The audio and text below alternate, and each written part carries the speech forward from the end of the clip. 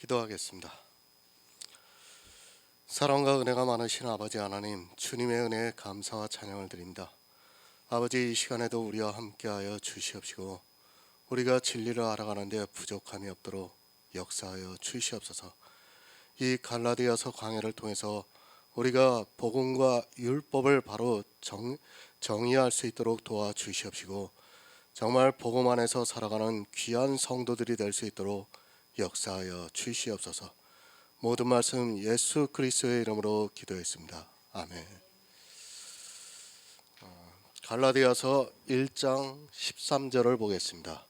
신약성경 302쪽입니다. 제가 읽어드리겠습니다. 내가 이전에 유대교에 있을 때에 행한 일을 너희가 들었거니와 하나님의 교회를 심히 핍박하고 잔해하고. 아멘. 은혜입니다.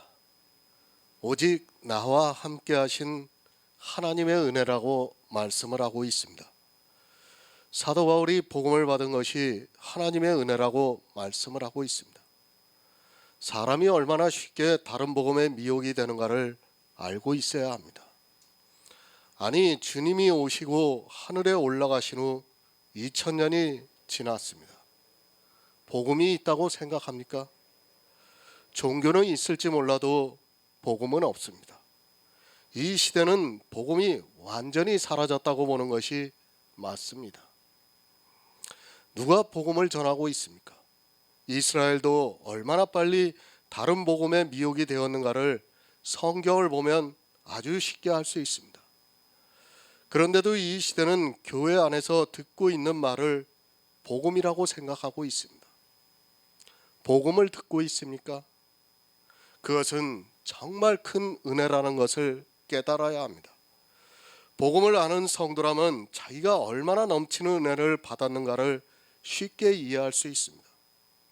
하지만 가슴 아프게도 그리스도 편지를 보는 사람은 많이 있지만 이 복음이 얼마나 큰 은혜인가를 아는 사람은 아주 적은 것 같아서 답답하기만 하고 지금도 늘 영혼을 위해서 기도하고 있습니다. 분명히 환상으로 보여주셨습니다. 이스라엘이라는 교회가 짐승이 되어 우상에게 경배를 한다는 것을 보여주셨습니다. 그리고 이방의 교회 역시도 짐승에게 경배를 하면서 우상을 섬기는 것을 보여주셨습니다. 하지만 이런 말씀들이 해석이 안 되니까 마치 자기들과는 아무리 상관이 없는 자기들이 이단이라고 지칭하는 그곳을 말씀하는 것으로 생각하고 있습니다.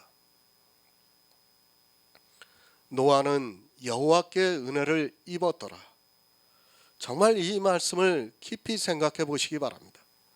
그 당시 모든 사람은 다 하나님을 믿었습니다. 그런데 그 중에 은혜를 입은 사람이 노아 한 사람이었다는 것을 성경이 가르쳐주고 있습니다. 지금 이 시대라고 다를 것이라고 생각하지 마시기 바랍니다. 성경은 현재 진행형입니다. 노아 한 사람이 은혜를 입었으면 이 시대 역시 그럴 수 있다는 말씀입니다. 또 이스라엘이 가나안에 들어갈 때 여호수아와 갈렙만이 들어갔다는 것을 아시기 바랍니다.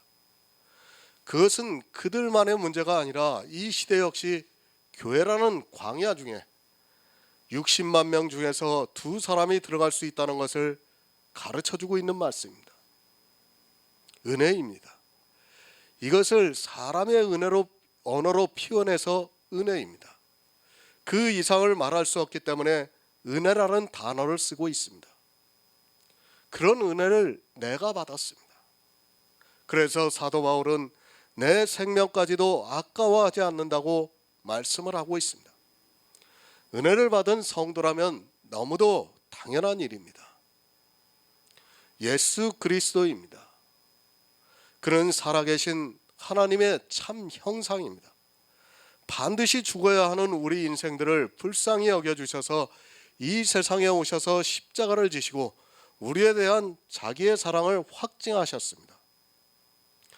예수 그리스도를 우리가 성경을 통해서 보고 있다는 그 자체가 은혜입니다. 이스라엘은 하나님의 백성으로 살면서도 이 성경을 어려서부터 보았지만 예수 그리스도를 알지 못했습니다. 지금은 다릅니까? 예수 그리스도를 알고 있습니까? 겨우 성경에 기록되어 있는 예수 그리스도에 대한 문자적인 말씀을 아는 것으로 예수를 안다고 하지 마시기 바랍니다. 복음은 주어지는 것입니다. 내가 그렇게 사람의 이성을 가지고 성경을 모아서 알 수 있는 것이 아니라 하나님의 은혜로 받는다는 것을 바로 아시기 바랍니다.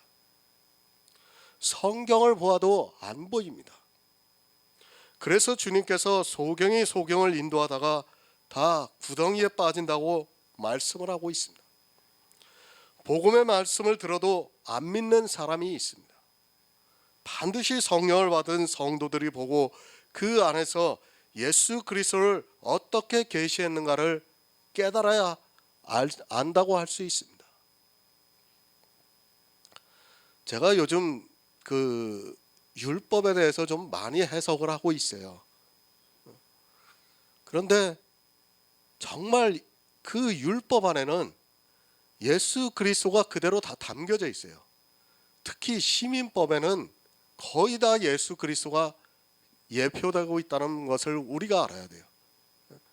그런데 이스라엘은 그 시민법을 봐놓고 어떻게 생각했냐면 다 자기들이 하는 것으로 생각을 했어요. 실제는 예수님께서 이 세상에 오셔서 그것을 다 이루시는 것을 율법을 통해서 가르쳐 줬는데 그것을 깨닫지를 못해가지고 다 율법주의에 빠지고 말한 겁니다. 그러니까 성막만 예수 그리스도를 가르쳐 준 게 아니라 정말 율법 하나하나에는 다 예수 그리스도가 계시가 되어 있다는 것을 우리가 알아야 됩니다. 그런데 이스라엘도 마찬가지고 지금 이 시대 사람들도 역시 그 율법을 보고 다 어떻게 합니까? 자기들이 행하려고 하고 있습니다. 이것이 다 초등학문이 되는 거고 결국에는 다른 복음이 되는 것입니다. 정말 우리가 율법을 바로 안다는 것은 하나님의 큰 은혜라고 저는 생각하고 있습니다. 물론 저도 아직까지도 율법을 보면 잘 모르겠는 말씀들이 너무 많아요. 아직까지도. 정말 그런 것은 계속 꾸준하게 보면서 제가 또 생각이 날 때마다 설교로 작성을 하고 있지만은 정말 우리가 율법 하나하나를 알 때마다 얼마나 예수 그리스도의 은혜가 우리에게 임하는가를 깨달아야 됩니다. 그런데 사람들은 그 율법을 보면서 오히려 어떻게 됩니까? 부자가 되고 있어요. 부자가. 이스라엘이 그렇게 부자가 되다가 결국은 망하는 길로 갔습니다. 새 번역을 보겠습니다. 내가 전에 유대교에 있을 적에 한 행위가 어떠했는가를 여러분이 미리 들은 줄 압니다. 나는 하나님의 교회를 몹시 박해하였고 또 아주 없애버리려고 하였습니다. 이렇게 번역이 되어 있습니다. 사도 바울이 복음을 받았습니다. 어떻게 받았는가 하면 예수 그리스도의 계시로 받았다고 말씀을 하고 있습니다. 이 복음을 받기 전에는 내가 이전에 유대교에 있었다고 말씀을 하고 있습니다. 그리고 복음을 받기 전에는 유대교에 있을 때 자기가 어떠한 행위를 했는가를 말하고 있습니다. 어떻게 했습니까? 하나님의 교회를 심히 박해를 하고 그 교회를 아주 없애버리려고 했다고 말을 합니다. 사도 바울이 얼마나 유대교를 진실되게 믿었는가를 가르쳐주고 있는 말씀입니다. 사도 바울이 복음을 받기 이전에는 어떠한 사람이었는가를 성경을 본 사람이라면 누구나 다 알고 있습니다. 그가 하나님의 교회를 심히 박해하려고 가던 중에 예수 그리스도를 만났습니다. 요한복음 5장 16절을 보겠습니다. 신약성경 150쪽입니다. 신약성경 150쪽 요한복음 5장 16절입니다.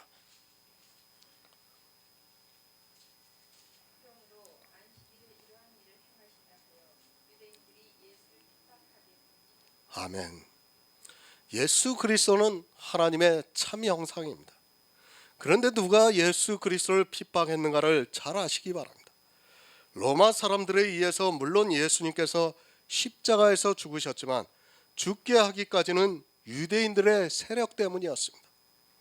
유대인들은 계속해서 주님이 하시는 모든 일들을 핍박을 했습니다.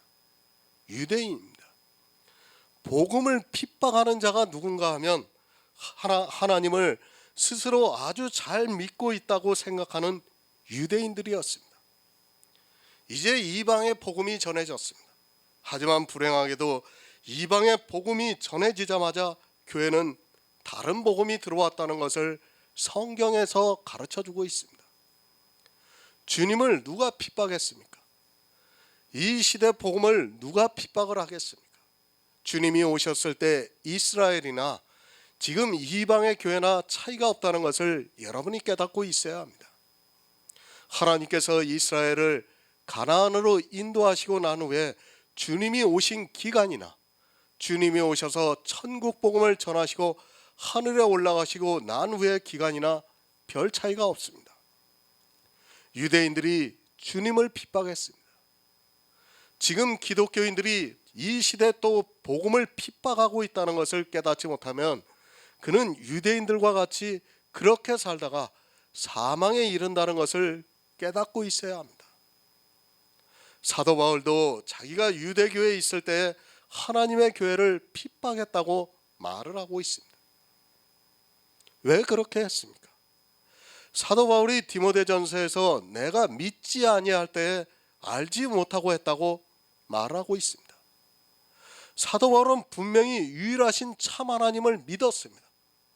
그런데 자기가 예수 그리스도의 복음을 받고 난 후에 보니까 그때 하나님의 교회를 핍박한 것이 하나님을 믿지 않는 행위고 또 알지 못해서 그렇게 했다고 말을 하고 있습니다.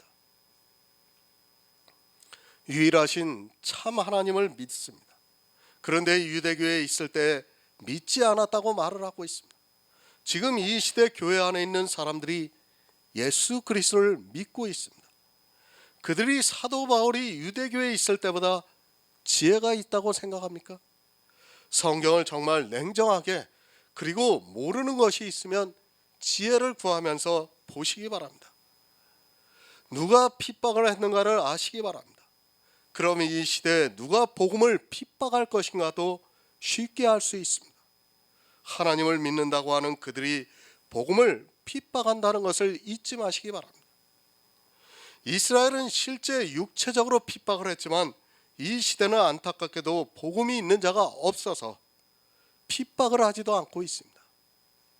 종교가 되어 있는 기독교에 비해 복음을 가진 자가 없어서 핍박을 하지 않고 있습니다. 갈라디아서 1장 14절을 보겠습니다. 신약성경 302쪽입니다. 갈라디아서 1장 14절입니다.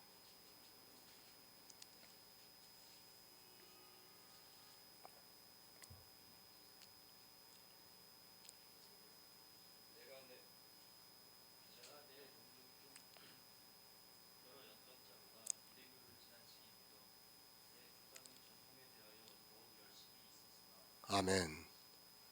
다행입니다. 복음을 가진 자가 핍박을 받지 않는다는 것은 정말로 감사한 일입니다. 하지만 다시 생각해 보아야 하는 것이 있습니다. 지금 이 시대 복음을 가진 자가 얼마나 적은가를 증거해 주고 있는 사실입니다. 지금 이 시대 기독교인들은 자기들이 예수 그리스도를 아주 잘 믿고 있다고 생각하고 있습니다. 마치 누구와 같습니까? 사도 바울이 유대교를 믿었을 때와 같습니다. 사도 바울이 자기 조상들의 유전에 얼마나 열심을 냈는가를 말해주고 있습니다. 제가 늘 말씀을 드리지만 성경의 모든 말씀은 현재 진행형이라는 것을 기억하고 말씀을 보아야 합니다. 당시 유대인들이 유대교를 지나치게 믿어 복음을 핍박했다면 역시 이 시대 기독교인들이 지나치게 믿어 핍박을 하고 있습니다. 아니, 핍박을 안 하고 있습니다. 초대교회는 그래도 복음이 있는 사도들이 있어서 하나님을 믿는다고 하는 유대인들에게 핍박을 받았습니다. 그러나 안타깝게도 이 시대는 복음이 있는 성도가 없어서 아예 핍박이 없습니다. 아마 그리스도의 편지가 어느 정도 알려지기 시작하면 핍박을 할 것이 분명합니다. 천주교가 어땠습니까? 천주교만 그런 것이 아니라 기독교 역시 마찬가지였습니다. 교회사를 통해서 보시기 바랍니다. 그들이 누구를 핍박했습니까? 자기들과 다른 생각을 가지고 있는 예수 그리스도를 믿는 사람들을 핍박을 했습니다. 이 세상에서 종교가 없이 살아가고 있는 사람들을 핍박한 것이 아니라 예수 그리스도를 믿는다고 하는데 자기들과 생각이 다른 사람들을 핍박을 했습니다. 천주교만 죽였습니까? 절대 그렇지 않습니다. 종교개혁이 있고 난 후에 프로테스탄트 교회도 역시 사람들을 죽였습니다. 무엇으로 죽였는가 하면 기독교의 교리에서 벗어난다고 죽였습니다.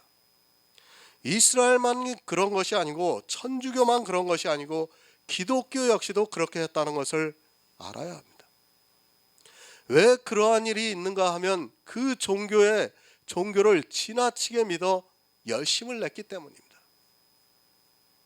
이스라엘이 하나님을 믿었습니까? 절대 아닙니다. 그들은 유대교인들이었습니다. 그러면 이방의 교인들이 예수 그리스도를 믿었습니까? 절대 아닙니다. 그들은 천주교인이었고 기독교인이었습니다. 어느 선지자가 어느 사도가 다른 복음을 전한다고 사람을 죽였습니까? 사람을 죽이는 핍박을 하는 그 자체가 이미 종교가 되었다는 것을 깨달아야 합니다. 천주교만 종교 재판을 한 것이 아닙니다. 프로테스탄트 교회 역시도 종교 개혁을 하고 난 후에 종교 재판을 했다는 것을 알아야 합니다. 왜 그렇게 종교 재판을 해서 사람들을 죽였습니까? 사도 바울과 같이 유대교를 지나치게 믿어 사람들을 죽이면서도 그것이 하나님을 위하는 일이라고 생각을 했기 때문입니다. 디도서 3장 10절을 보겠습니다. 신약성경 350쪽입니다. 디도서 3장 10절입니다.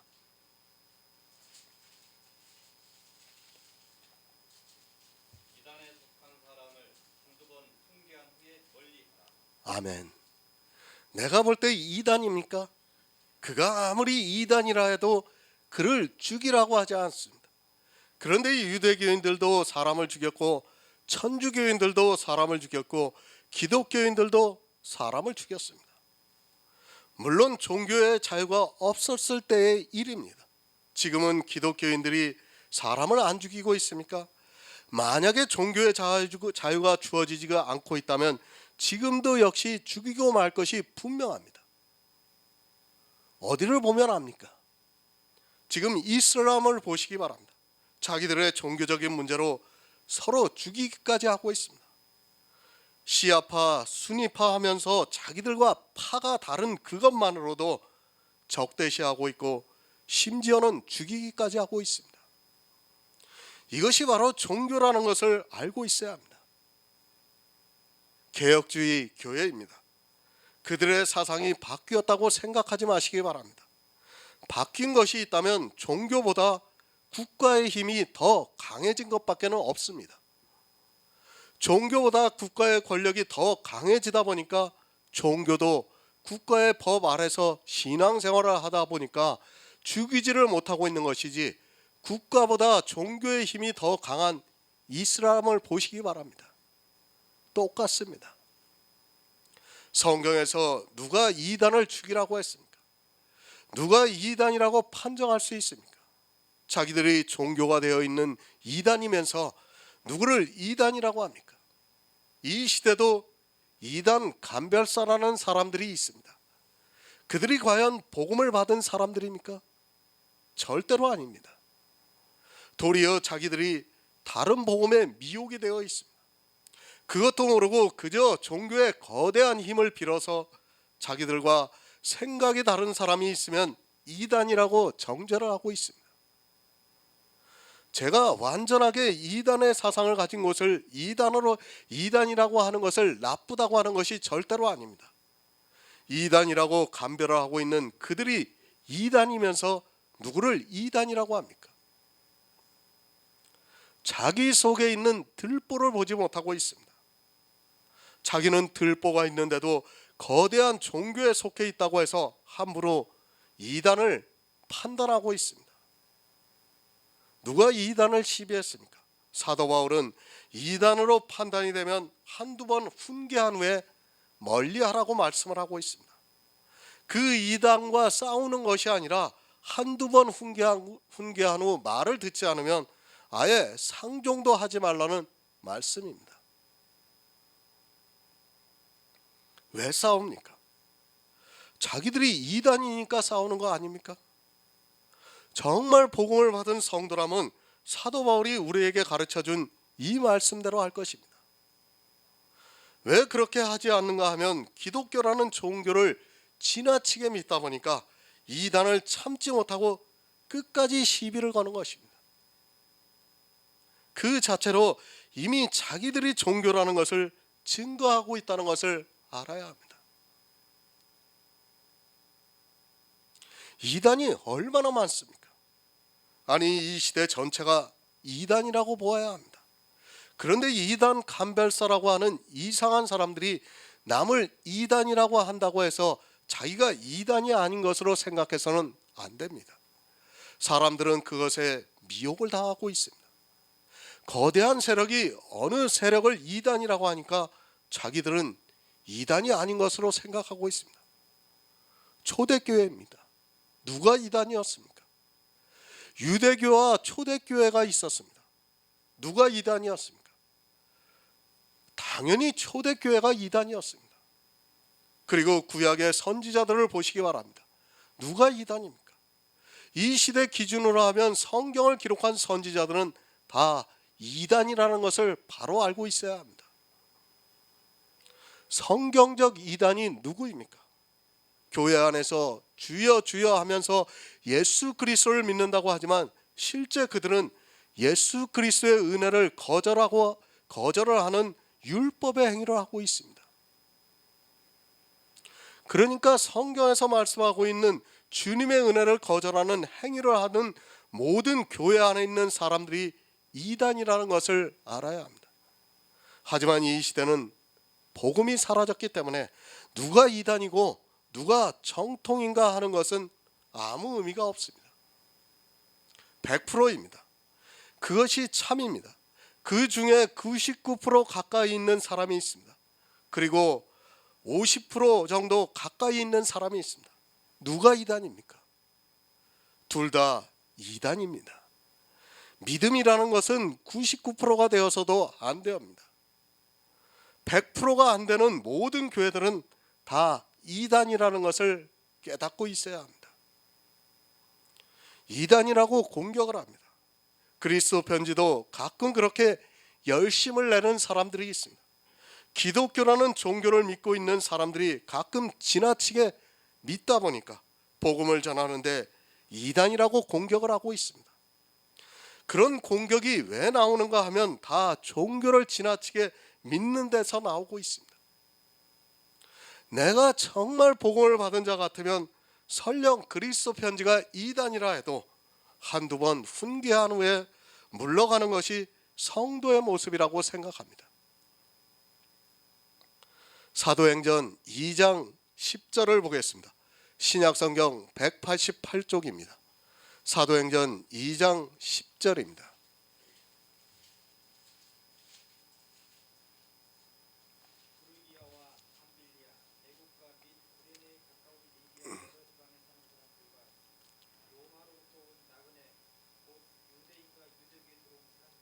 아멘. 이스라엘은 유대교인들이었습니다. 지금 이 시대는 기독교인들입니다. 기분이 나쁘더라도 잘 이해하시기 바랍니다. 기독교는 예수 그리스도를 믿는 사람들이 아닙니다. 말 그대로 그들은 기독교인들입니다. 그 기독교인들이 성도가 될 수 있는 것은 절대로 아니라는 것을 바로 알고 있어야 합니다. 용어입니다. 그냥 성도라면 되고 형제라고 하면 됩니다. 성도는 절대로 기독교인이 아니라는 것을 바로 알고 있어야 합니다. 기독교는 말 그대로 종교라는 것을 여러분이 바로 알고 있어야 합니다. 하나님께서는 종교가 되는 것을 아주 싫어하십니다. 그것이 무엇입니까? 성경에서 말씀하고 있는 짐승입니다. 그리고 음녀이기도 합니다. 성도는 정말 언어 자체도 가려서 써야 합니다. 기독교가 무엇입니까? 종교로서 교리와 법을 가지고 있는 곳입니다. 어떤 교리를 가지고 있습니까? 325년에 니케아 공회 때 삼위일체 교리를 세웠어요. 오늘도 제가 성령에 대해서 설교를 쓰면서 그 말씀을 생각해 보는데, 이미 그때 삼위일체라는 교리를 만들면서 이미 기독교는 짐승이 되었습니다. 물론 그 이전에 아리우스 같은 사람들이 나왔습니다. 그러다 보니까 그런 삼위일체 교리가 탄생이 되었는데, 사실은 그 삼위일체라는 교리 자체부터가 짐승이 된 겁니다. 교가 된 거예요. 그것으로 인해서. 그러니까 유일하신 참 하나님을 믿는 것이 아니라 삼위일체 하나님을 믿는 기독교인이 된 겁니다. 이것을 여러분이 바로 아셔야 됩니다. 우리는 기독교인이 아니에요. 유일하신 참 하나님을 믿는 성도입니다. 삼위일체 하나님을 믿는 기독교인이 아니라는 것을 여러분이 바로 알고 있어야 합니다. 사도 바울이 예전에는 유대교를 지나치게 믿었습니다. 그러나 그가 주님을 만나고 난 이후에는 그리스도를 믿는 성도가 되었습니다. 사도 바울이 어느 종교를 지칭하지도 않았고, 또 자기가 복음을 전한 교회의 이름을 사용하지도 않았다는 것을 알아야 합니다. 종교가 되지 마시기 바랍니다. 스스로 기독교인이라고 하는 것은 사망을 당하겠다고 하는 것과 마찬가지라는 것을 알아야 합니다. 우리 성도는 기독교인이 아니라 성도라는 것을 분명히 알고 있어야 합니다. 그런데도 이 시대는 기독교라는 종교인만 있지 성도는 없다는 것을 알고 있어야 합니다. 이스라엘이 왜 버림을 받았는가 하면 그들은 유대교인들이 되었기 때문입니다. 기독교인이 되지 마시기 바랍니다. 한국 기독교 총연합회는 하나님을 믿는 사람들이 아닙니다. 마치 사도 바울이 믿었던 유대교와 같다는 것을 여러분이 알고 있어야 합니다. 성경에서 누가 기독교라고 지칭을 합니까? 하나님을 믿는 것은 세상의 종교적인 행위가 아니라 영의 일입니다. 다시 말씀을 드립니다. 이 세상의 성도가 아니라 하늘의 성도입니다. 그리고 우리가 믿는 예수 그리스도는 영이십니다. 육체로 믿는 것이 아니라 영이라는 것을 분명히 알고 있어야 합니다. 구약을 보시기 바랍니다. 하나님께서 이스라엘을 부를 때 유대교인이라고 불렀습니까? 그것이 아니라 이스라엘아 야곱아 하면서 부르셨습니다. 그런데 그들은 유대교인이 되었습니다. 짐승이 되어버렸다는 말씀. 유대교라는 말씀도 신약에 와서 칭하고 있습니다. 그 이전에는 이스라엘아 그렇게 불렀습니다. 물론 이스라엘 백성들도 자기들을 지칭할 때 이스라엘이라고 했지 유대교라고 하지 않았습니다. 하지만 그들은 짐승이 되어서 유대교를 만들었습니다. 기독교입니다. 그 안에는 수많은 법들이 있습니다. 이 세상의 모든 종교는 법을 지키면서 그 종교를 유지하고 있습니다. 그러나 주님께서 십자가에서 의문에 쓴 계명의 율법을 자기 육체로 폐하셨습니다. 법이 있는 모든 믿음이 있는 곳은 다 종교라는 것을 알고 있어야 합니다. 주님께서 세상에 우리에게 자유를 주시기에 오셨지만 교회는 종교가 되어서 법을 만들었습니다. 저는 기독교인이 아닙니다. 성도입니다. 기독교인이라고 하지도 않고 그렇게 부르지도 않습니다. 물론 기독이라는 뜻을 알고 있습니다. 그리스도입니다. 그러나 그 뜻이 그리스도라 할지라도 종교가 되어서는 안 됩니다. 그리스도인은 될 수 있어도 그리스도 교인은 되어서는 안 된다는 것을 분명히 알고 있어야 합니다. 이것이 무슨 차이가 있느냐고 따질 사람이 있을 것입니다. 사도행전 26장 28절을 보겠습니다. 신약성경 234쪽입니다. 사도행전 26장 28절입니다.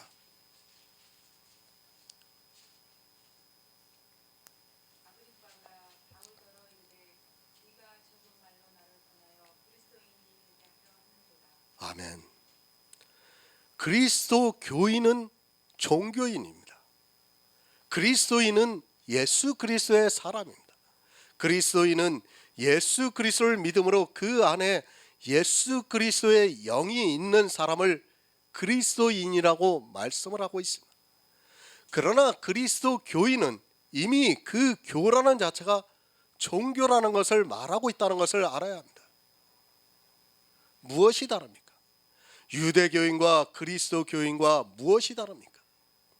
똑같이 하나님을 믿고 있습니다. 그리고 율법을 지키고 있습니다.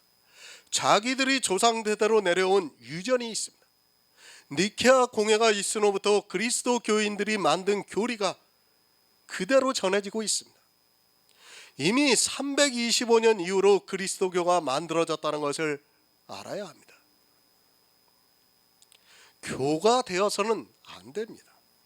교라는 자체는 이미 그 안에 법이 있다는 말이 되고 그 법에 의해서 사망으로 간다는 것을 알아야 합니다. 성경에 누가 그리스도 교인이라고 말씀을 했습니까? 그리스도인이라는 말씀은 있어도 그리스도 교인이라는 말씀은 없습니다. 저보고 지나치다고 할 사람이 있습니다. 이것은 지나친 것이 아닙니다. 유대교가 된 이스라엘이 다 망하는 길로 가고 말았습니다. 그런데 이방의 교회들이 그리스도교를 만들어서 또 망하는 길로 가고 있습니다. 그리스도교 안에서 무엇을 하고 있습니까? 자기들이 만든 유전이라고 하는 교리들을 따르게 하고 있고 또 율법들을 지키게 하고 있습니다. 아까도 말씀드렸지만 삼위일체는 잘못된 겁니다. 이게 그리스도교의 탄생이에요. 기독교의 탄생입니다. 삼위일체. 물론 그 이전부터 이단적인 사상들이 많이 교회 안에 들어왔지만 결정적으로 니케아 공회가 그 일을 한 것입니다. 그리고 이제까지 어느 누구도 삼위일체에 대해서 부인하는 사람이 없었습니다. 물론 가끔가다 나옵니다. 가끔가다 나오지만은 거의 없다는 것을 알고 있어야 합니다. 누가 지나친 것입니까? 종교를 만들어서 열심을 내는 사람들이 지나친 것입니다. 주님이 오셨을 때 유대인들은 유대교를 지나치게 믿어 망하는 길로 갔습니다. 지금 이 시대의 영적인 이스라엘이라고 하는 사람들이 그리스도교를 지나치게 믿어 사망의 길로 똑같이 가고 있으면서도 깨닫지를 못하고 있습니다. 뭐가 다릅니까? 유대교인들하고 달라진 게 하나도 없다는 것을 알아야 됩니다. 다만 제사를 드리냐 안 드리냐 그 차이지 율법을 지키고 그리고 하나님을 믿고 하는 것은 다 똑같다는 것을 여러분이 알고 있어야 합니다. 그리스도인이 되시기 바랍니다. 그리스도 교인이 되어서는 절대로 안 됩니다. 성경의 모든 선지자들이 그리스도인이 되라고 가르쳤지 교인이 되라고 하지 않았습니다. 하지만 이 시대는 스스로 자기들을 교인이라고 부르고 있습니다. 예수님께서 유대인들에게 산과 바다를 두루 다니며 교인 하나를 만남에 배나 지옥 자식이 되게 만든다고 말씀을 하셨습니다. 교인을 만들지 마시기 바랍니다. 아니, 교인이 되어서는 절대로 안 됩니다. 주님께서 분명히 배나 지옥 자식이 된다고 말씀을 하셨습니다. 그리스도인이 아니라 그리스도 교인이 되는 순간에 배나 지옥 자식이 된다는 것을 분명히 깨닫고 있어야 합니다. 하지만 이 시대는 스스로 자기들을 기독교인이라고 지칭을 하고 있고 그 지칭이 배나 지옥 자식이 되는 것인 줄을 모르고 있습니다. 성도는 교인이 아닙니다. 그리스도인이 되어야지 교인이 되어서는 안 됩니다. 장로교인, 감리교인, 침례교인, 성결교인 이런 말들을 아무 생각 없이 쓰고 있는데 그 말은 스스로 배나 지옥 자식이라고 말하는 것과 다르지 않습니다. 유대교만 지나치게 믿는 것이 아니라 이 시대 기독교인들도 얼마나 지나치게 믿고 있는가를 알아야 합니다. 자기들이 만든 교리를 따르고 있습니다. 그리고 자기들이 지키고 있는 율법을 철저하게 지키려 하고 있습니다.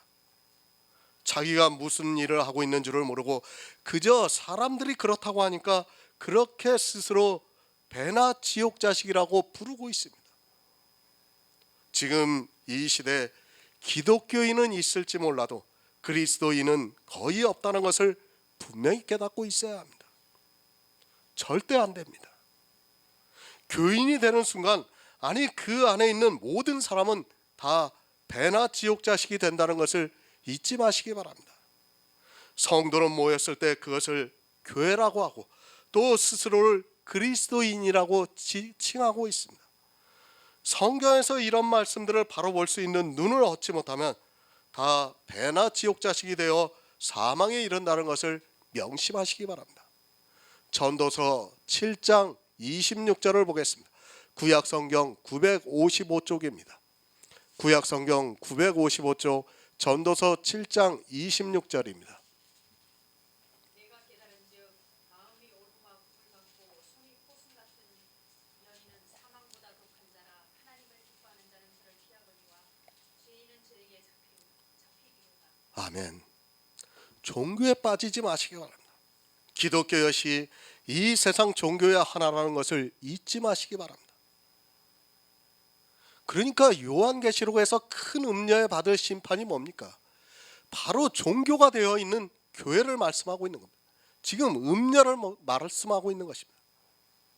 교회 안에 있는 사람들이 착각하고 있습니다. 아니 마약을 맞은 사람과 같이 이성이 세뇌가 되어서 자기가 하고 있는 일이 무엇이라는 것을 모르고 있습니다. 공산주의와 기독교가 같은 것이 무엇인 줄 압니까? 법을 철저하게 지킨다는 것과 세뇌라는 것을 알고 있어야 됩니다. 다르지 않습니다. 공산주의 사상에 빠지면 그들은 공산주의자로 살아가게 되어 있습니다. 지금 북한을 보시기 바랍니다. 도무지 이해가 안 될 정도로 주체 사상에 대해서 이야기를 하고 있습니다. 우리 상식으로 그게 이해가 됩니까? 도저히 이해가 안 되는 일이에요. 그런데도 주체 사상에 빠지면 그렇게 되는 겁니다. 그것이 교회 안에서도 그대로 나타나고 있지만 이상하게도 서로 공격을 하고 있습니다. 누가 더 나쁜가를 공격하고 있습니다. 누가 더 나쁩니까? 저울에 달아보면 입김보다 경하다는 것을 알고 있어야 합니다. 지금 교회가 얼마나 교인들을 맹목적으로 세뇌시키고 있는가 하면 공산주의에 대해서 혐오감을 가질 정도로 세뇌를 시키고 있습니다. 제가 공산주의가 옳다는 것이 아니에요. 주체 사상이 잘못됐다는 거 맞습니다. 그러나 지금 한국 교회를 보시기 바랍니다. 너무 적대시하고 있어요. 북한도 우리나라 동족이에요, 동족. 어떻게든 통일을 이루어야 되는데 지금 이 시대 교회는 방해하고 있어요, 통일을. 무조건 자기 생각과 같아야 합니다. 북한을 보세요. 자기들과 생각이 다르면 다 처형을 합니다. 지금 이 시대 교회도 마찬가지예요. 자기들과 생각이 다르면 어떻게 합니까? 다 이단으로 정죄를 하고 있습니다. 교회가 정치적으로 나서는 것도 이단인데 그들은 아주 교묘하게 자기들의 나쁜 것을 가르기 위해서 아주 나쁜 놈을 나쁘다고 공격을 합니다. 그래서 얻을 수 있는 것이 무엇인가 하면 나쁜 놈을 공격하는 자기는 저절로 좋은 놈이 된다는 것을 이용하고 있고 교인들은 거기에 다 세뇌가 되고 있습니다. 정말 안타깝습니다. 교회가 왜 공산주의를 공격해요? 이해가 안 되는 일입니다. 로마의 핍박을 받을 때도 사도들이 뭐라고 그랬습니까? 통치자들을 위해서 기도하라고 그랬어요. 로마에서 그 황제들이 자기들을 성도들을 수도 없이 죽일 때도 어떻게 했습니까? 통치자들을 위해서 기도하라고 했습니다. 왜?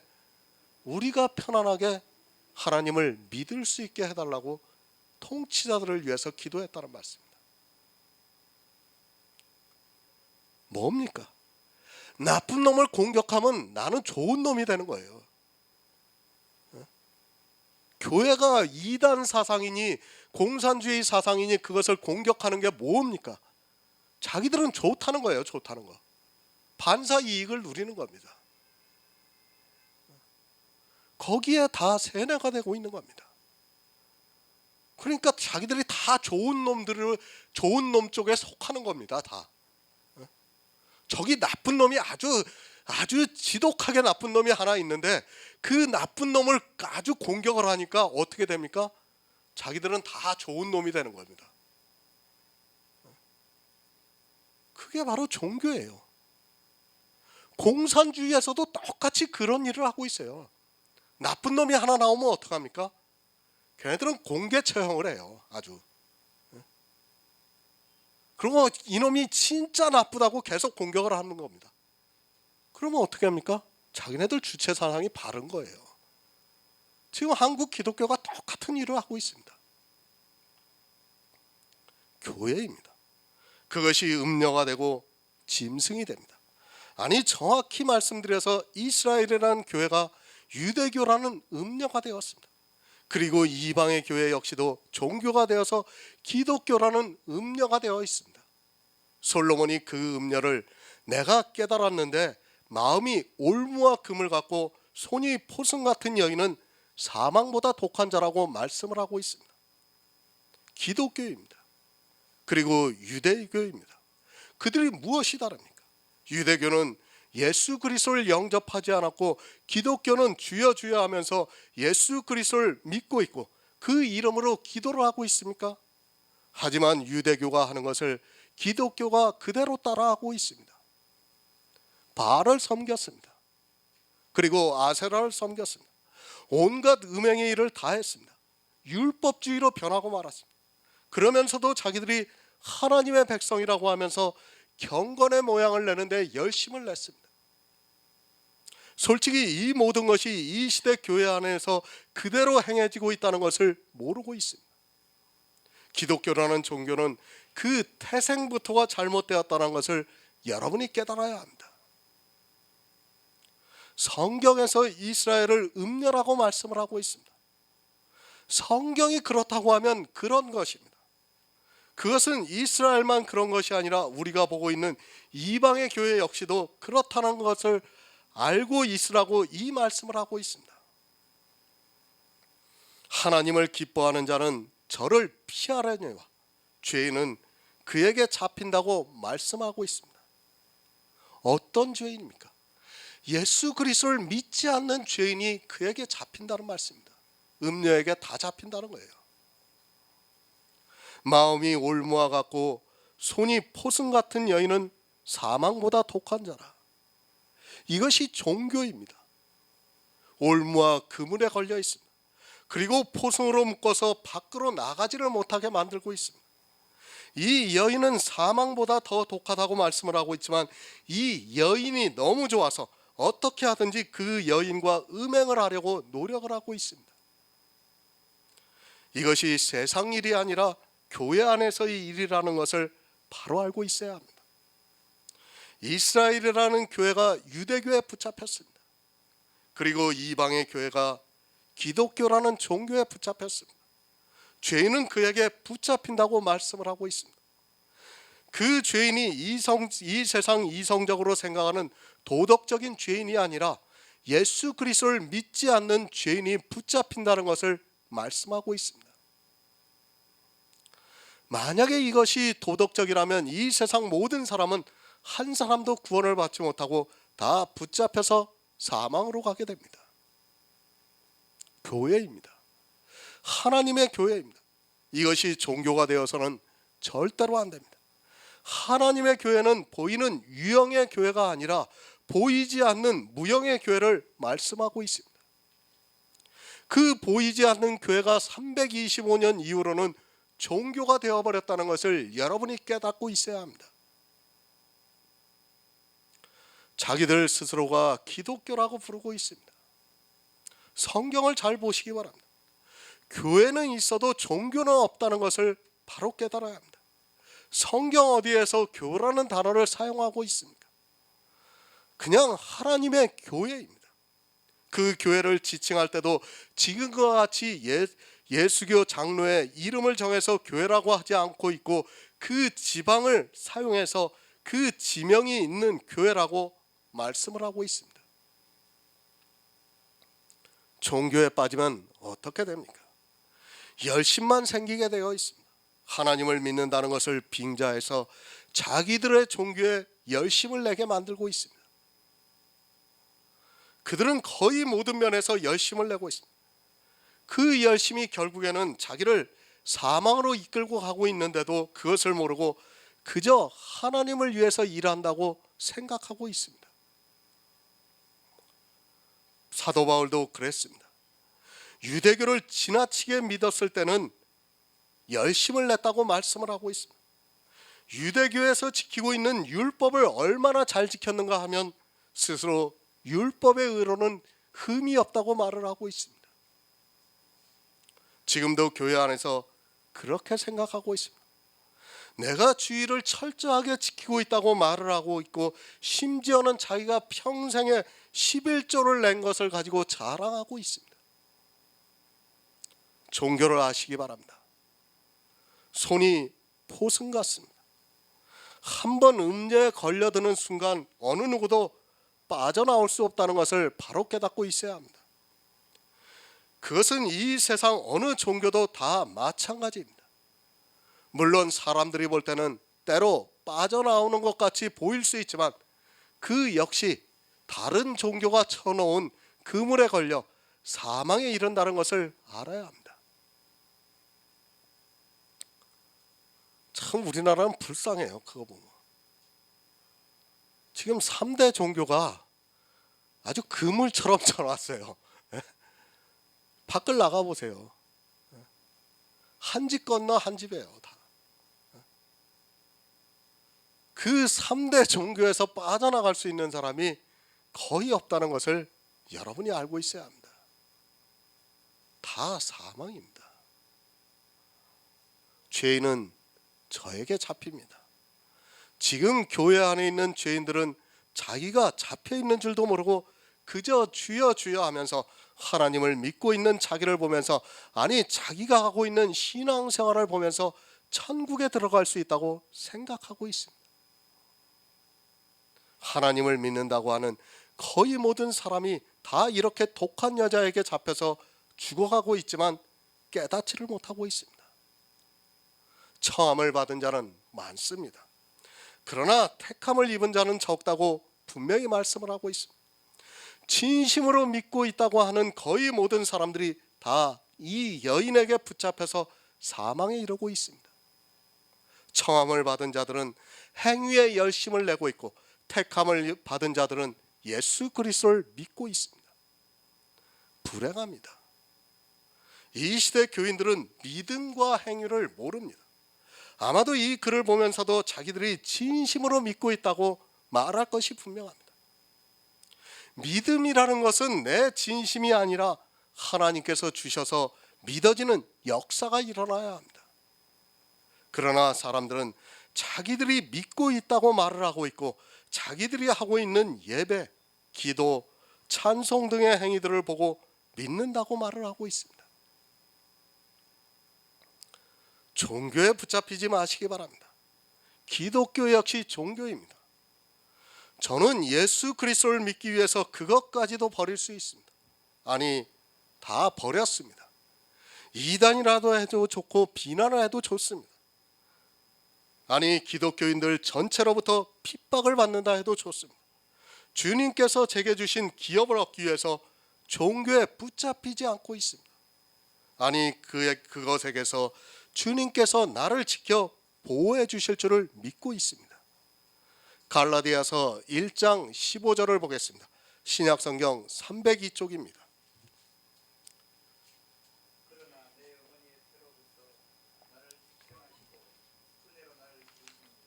아멘. 공동 번역을 보겠습니다. 그러나 하나님께서는 내가 태어나기도 전에 이미 은총으로 나를 택하셔서 불러주셨고, 선택입니다. 하나님께서 이방의 복음을 전하기 위해서 사도 바울을 어떻게 부르셨는가를 말씀을 하고 있습니다. 그러나 내 어머니 태로부터 나를 부르셨다고 말씀을 하고 있습니다. 선택에 대해서 반박을 하는 사람들이 많이 있습니다. 특히 알미니안주의 신학을 공부한 사람들은 이 선택에 대해서 부정을 하고 있습니다. 전적인 부정이 아닙니다. 그러나 자기도 선택에 부응하기 위해서 무엇을 했다는 것을 강조를 하고 있습니다. 그리고 그들이 부정을 하기 위해서 가장 많이 인용하는 말씀이 갈라디아서 1장 15절의 말씀입니다. 참 이상하죠. 어떻게 이 말씀을 가지고 선택에 대해서 부정을 하는지 도저히 이해가 안 갈 수 있습니다. 그러나 이 말씀을 가지고 선택에 대해서 부정을 하고 있습니다. 선택에 대해서 어떻게 하든지 부정을 하려고 하다 보니까 이 말씀이 가장 적절하게 사용이 되고 있습니다. 사도 바울을 어머니 태로부터 택정을 하셨습니다. 이것을 부인하는 것이 아닙니다. 그들은 이 말씀을 가지고 사도 바울에게만 해당이 되는 것으로 이야기를 하고 있습니다.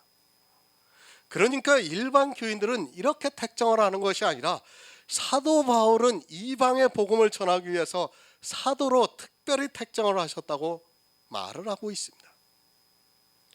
말을 얼마나 잘하는지 모르겠습니다. 사도로서 택했다는 말입니다. 하나님께서 이방의 복음을 전할 사도로서 택한 것이지 우리 성도는 이미 어머니 모태에서부터 택한 것이 아니라고 말을 하고 있습니다. 도무지 이해가 안 되는 이야기를 하면서도 아니 자기들이 하는 말이 성경과 배치가 되어 뒤죽박죽이 된다는 것을 알고 있으면서도 억지로 주장을 하고 있습니다. 이거 지금 장로교에서도 이렇게 주장하고 있어요. 거의.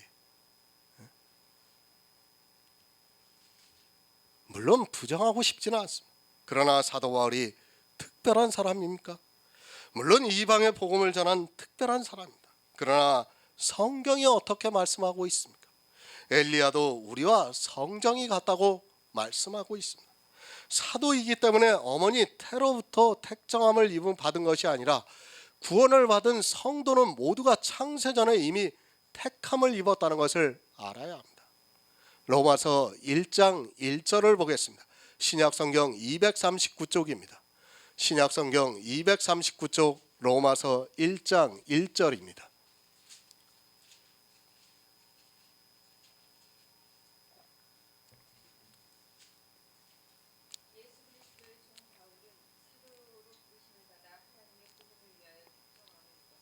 아멘.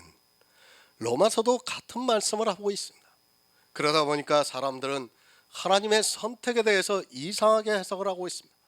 모든 사람이 선택을 받은 것이 아니라 이렇게 사도와 같이 특별한 사람이 선택을 받는다고 말을 하고 있습니다. 지금 이 시대 거의 모든 사람들이 이 선택에 대해서 바로 전하지 않고 있고 그저 막연하게 선택에 대해서 이야기를 하고 있습니다. 선택에 대해서 바로 전하면 어떻게 됩니까? 교회에 열심을 내지 않아도 됩니다. 그렇지 않습니까? 하나님께서 나를 선택했는데 내가 왜 열심을 내야 합니까? 바로 이 문제가 걸려있기 때문에 그럽니다. 하나님이 선택하면 끝까지 견인을 하시는데 내가 어떻게 하든 하나님께서 끝까지 구원하신다는 것이 성경의 말씀인데 이 선택을 이야기하려면 성도의 견인까지 이야기를 해야 합니다. 그러다 보니까 그것을 말을 못하는 거예요. 부정하는 것입니다. 사도는 직분입니다. 그 직분을 가지고 택정함을 입었다고 하는 것이 아닙니다. 설령 그렇다 해도 사도 역시 택함을 입은 사람에는 틀림이 없습니다. 성경에서 선택에 대해서 말씀할 때는 두 가지 의미가 있습니다. 일을 하기 위해서 선택을 받은 것과 그리고 성도로서 선택을 받은 것을 말씀하고 있습니다. 그러나 분명히 알아야 합니다. 이 두 가지 다 어머니 태로부터 택함을 받았다는 것을 받아들여야 합니다. 그것을 받아들이지 않으니까 자꾸 이상한 이야기들을 하고 있고 하나님의 주권에 대해서 침해를 하는 말을 하면서도 자기가 무슨 말을 하고 있는지 모르고 있습니다. 그리고 이것이 바로 정립이 안 되다 보니까 성경 자체가 이때는 이렇고 저 때는 저런 것 같이 보여집니다. 분명 맞습니다. 갈라디아에서 말씀하고 있는 그리고 로마서에서 말씀하고 있는 택정은 사도로서 택하셨습니다. 하지만 먼저 알아야 하는 것은 사도 이전에 그가 성도로서 택함을 입지 않았다면 그 택정함 자체도 모순이 된다는 것을 바로 알고 있어야 합니다. 어머니 태로부터입니다. 사도로서 택정함을 입었습니다. 그러나 사도 이전에 사도 바울 역시도 성도라는 것을 잊지 말아야 합니다. 일을 하기 위해서 먼저 택하는 것이 아니라 먼저 성도로서 택함을 받아야 일을 할 수 있는 사도로서 또는 장로로서 택함을 받는다는 것을 기억하고 있어야 합니다. 먼저 누가 되어야 하는가를 생각하면 쉽게 받아들일 수 있지만 깨닫지를 못하고 있습니다. 그렇지 않습니까? 내가 사도로서 일을 하면 뭐합니까? 내 안에 생명이 없다면 그는 거짓 사도가 되는 거예요. 이를 위해서 택하십니다. 구약에서 모세를 그렇게 선택하셨습니다. 하나님께서 모세를 부르셔서 이스라엘을 인도하게 하셨습니다. 모세뿐 아니라 모든 선지자들을 하나님께서는 택정을 하셨습니다. 그들이 어느 날 불쑥 튀어나온 것이 아니라 하나님께서는 그 선지자를 통해서 일을 하게 하셨습니다. 그러나 분명한 것은 그 모든 선지자들은 이미 구원에 대해서 선택을 받았다는 것을 믿어야 합니다. 은혜로 부르셨다고 말씀을 하고 있습니다. 이 말씀은 사도 바울이 먼저 은혜를 입었다는 말씀입니다. 예수 그리스도의 은혜를 입었다고 말씀을 하고 있습니다. 사도 바울이 모태에 있을 때부터 이미 은혜를 받았다는 말씀. 그것은 사도 바울뿐만 아니라 모든 사람이 다 은혜로 부르심을 받았습니다. 사람들은 그렇게 생각합니다. 사도들을 아주 특별하다고 생각하고 있습니다. 물론 그것을 부정하고 싶지는 않습니다. 그러나 사도들 역시도 은혜를 입지 않았다면 그는 사도로서 부름을 받을 수 없다는 것을 먼저 알고 있어야 합니다. 은혜를 받은 것이 먼저라는 말씀입니다. 창세기에서 노아에 대해서 말씀을 하고 있습니다. 그는 여호와께 은혜를 입었다고 말씀을 하고 있습니다. 노아 역시 방주를 짓는 사역을 했습니다. 그가 방주를 지었다는 것은 복음을 전했다는 말씀입니다. 그러나 이 방주를 짓기 전에 노아는 여호와께 은혜를 입은 자라는 말씀입니다.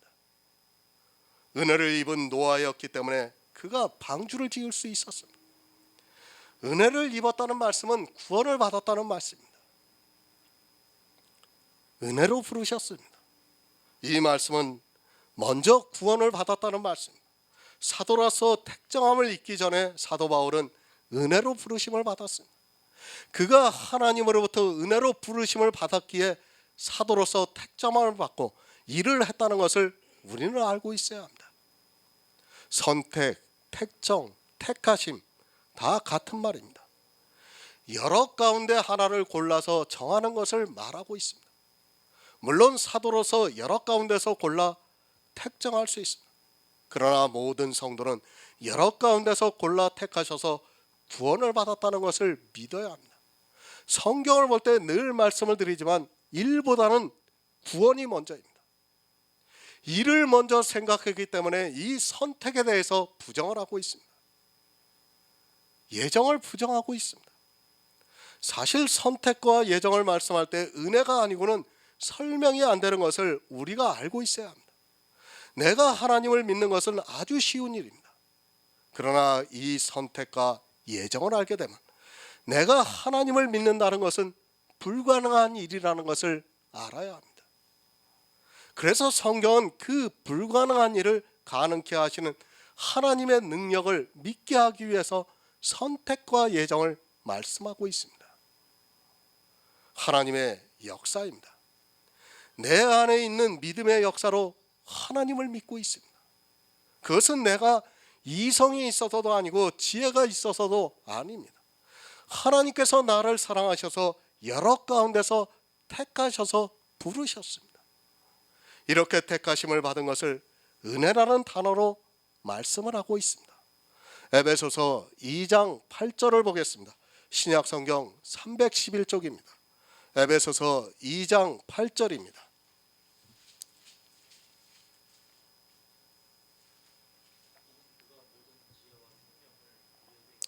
에베소서 2장 8절이요.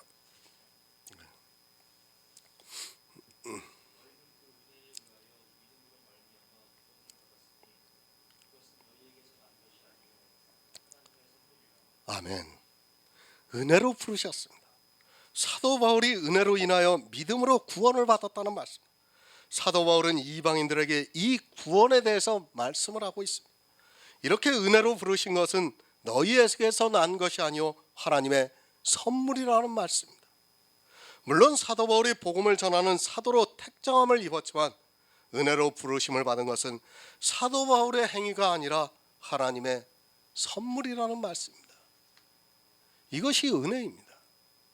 만약에 사도 바울로부터 이 모든 것이 났다면 그것은 은혜가 아니지만 사도 바울로 택정함을 입은 것은 구원을 받은 것도 역시 은혜라는 말씀입니다. 이 은혜는 사도라서 특별하게 받은 것이 아니라 지금 이 시대를 살아가고 있는 성도들도 받고 있다는 것을 믿어야 합니다. 은혜는 구원입니다. 그것은 하나님의 선물입니다. 자기 안에 생명이 있는 자만이 생명에 대해서 전할 수 있다는 것을 깨달아야 합니다. 생명이 없는 사람은 절대로 복음을 전할 수 없다는 것을 알아야 합니다. 하지만 이 시대는 이 복음을 모르다 보니까 그저 성경 말씀을 전하는 그것으로 마치 복음을 전하는 것으로 받아들이고 있습니다. 그렇지 않습니까? 이 시대 성경에 있는 문자를 전하는 것으로 마치 복음을 전하는 것으로 착각을 하고 있습니다. 이 성경의 문자가 뭡니까? 아무것도 아니에요. 이게 성경 말씀이 뭐 대단한 걸로 아는데 아무것도 아닙니다. 성령이 오시지 않아서 이 말씀을 깨닫지 못하면 이거는 쓰레기에 불과합니다. 그렇지 않습니까? 성경 말씀이 나를 구원할 수 있습니까? 절대로 못합니다. 반드시 성령이 오셔야지만 내가 은혜를 입을 수 있는 것입니다. 은혜를 받았기 때문에 택정하셨습니다. 만약에 사도 바울이 하나님으로부터 은혜를 받지 않았다면 그가 아니라 이 세상에서 지혜가 있는 자라 해도 택정하시지 않는다는 것을 먼저 알고 있어야 합니다. 그래서 성경은 계속해서 주 예수 그리스도의 은혜를 받으라고 말씀을 하고 있습니다. 베드로전서 2장 9절을 보겠습니다. 신약성경 379쪽입니다. 신약성경 379쪽 베드로전서 2장 9절입니다.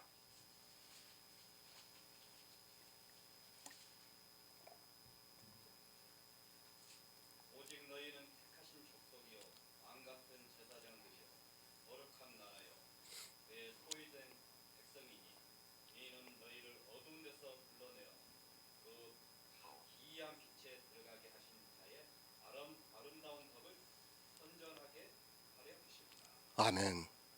사도 바울만 택정하신 것이 절대로 아닙니다.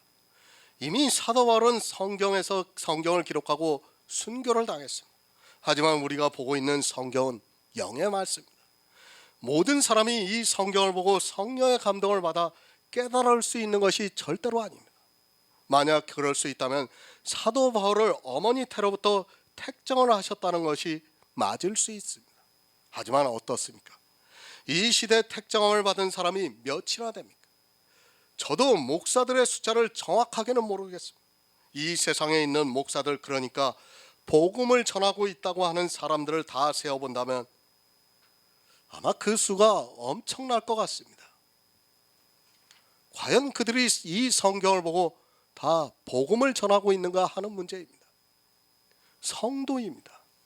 오직 너희는 택하신 족속이요 왕 같은 제사장들이요 거룩한 나라요 그의 소유된 백성이니 이는 너희를 어두운 데서 불러내어 그의 기이한 빛 가운데 들어가게 하신 자의 아름다운 덕을 선전하게 하려 하심이라고 말씀하고 있습니다. 어두운 데서 우리를 불러내셨습니다. 어두운 것이 무엇입니까? 율법에서 우리를 불러내셨다는 말씀입니다. 지금 이 시대도 이렇게 복음을 전하는 자들이 은혜로 선택을 받아서 일을 하고 있습니다. 사도 바울만 복음을 전했습니까? 그가 아들이라고 말하는 디모데도 전했습니다. 그뿐 아니라 디모데후서에서 사람들 역시 복음을 전했습니다. 물론 사도 바울이 이방의 복음을 전하고 성경을 많이 기록했습니다. 그러나 그것이 사도 바울과 같은 사람만의 특정함이 아니라는 것을 알아야 합니다. 지금 이 시대 역시도 그의 기이한 빛에 들어가게 하신 자의 아름다운 덕을 선전하고 있는 사람들이 있습니다. 그들이 성도입니다. 목사만 하는 일이 아닙니다.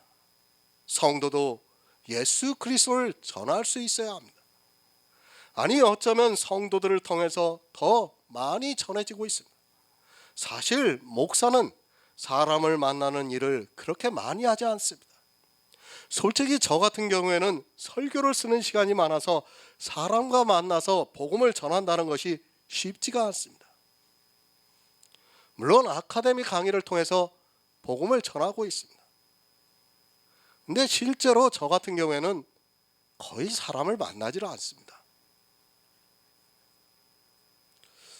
아마 우리 아카데미 식구들 외에 제가 일주일에 만나는 사람이 한 사람이나 될까 말까 합니다. 거의 없어요. 사람을 만날 시간이 어디 있습니까? 목사가 사람을 만날 시간이 있다는 것은 그건 잘못된 일입니다. 그러나 이 시대 목사들을 보시기 바랍니다. 사람들을 얼마나 많이 만나고 있습니까? 저는 솔직히 그럴 시간이 없어요. 누가 만나자고 해도 솔직히 겁이 납니다. 시간을 빼앗기는 게 싫어요, 저는.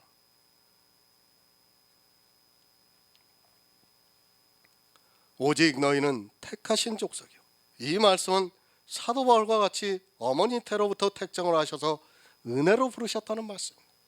실제 성경을 보면 그것을 디모데가 했고 또 디도가 똑같이 했던 것을 볼 수 있습니다.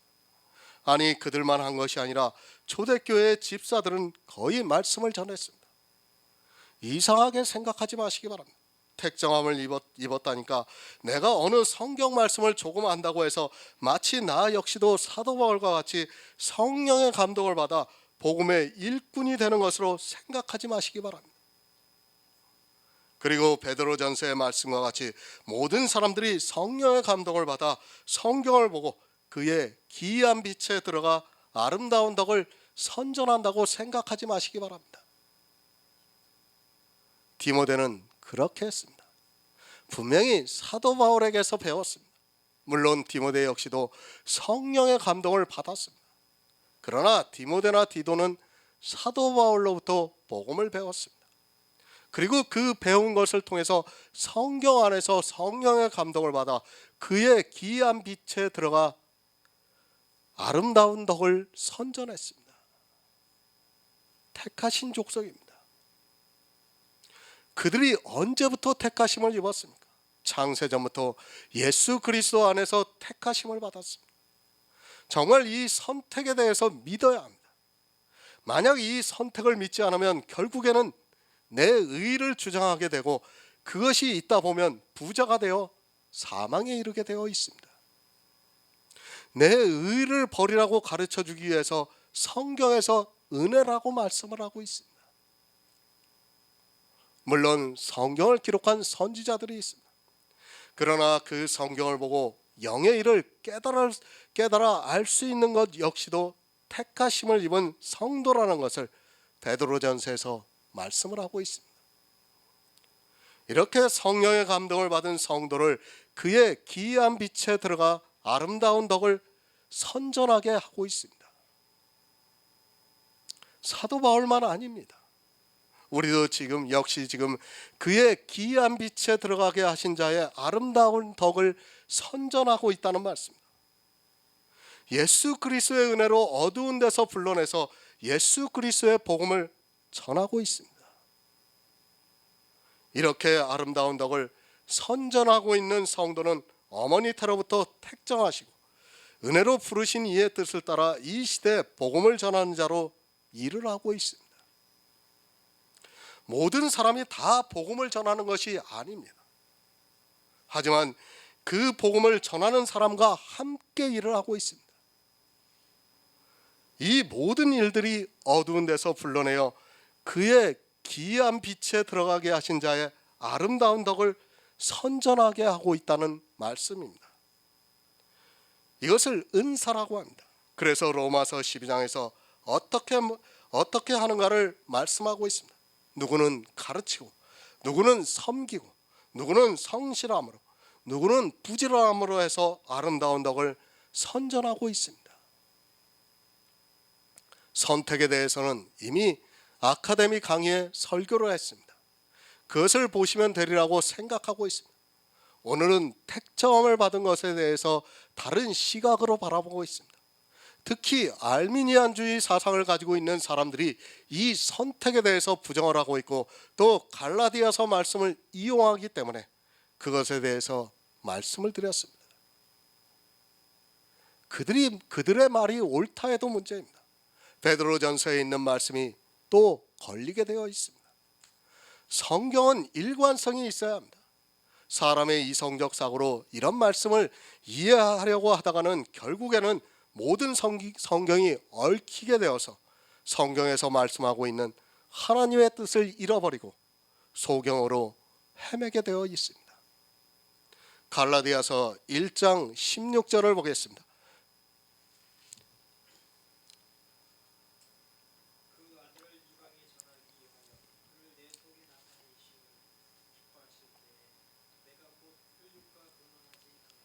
아멘. 그 아들을 이방에 전했습니다. 사도 바울은 이방의 복음을 전했습니다. 지금 이 시대를 살아가고 있는 성도 역시도 똑같이 복음을 전하고 있습니다.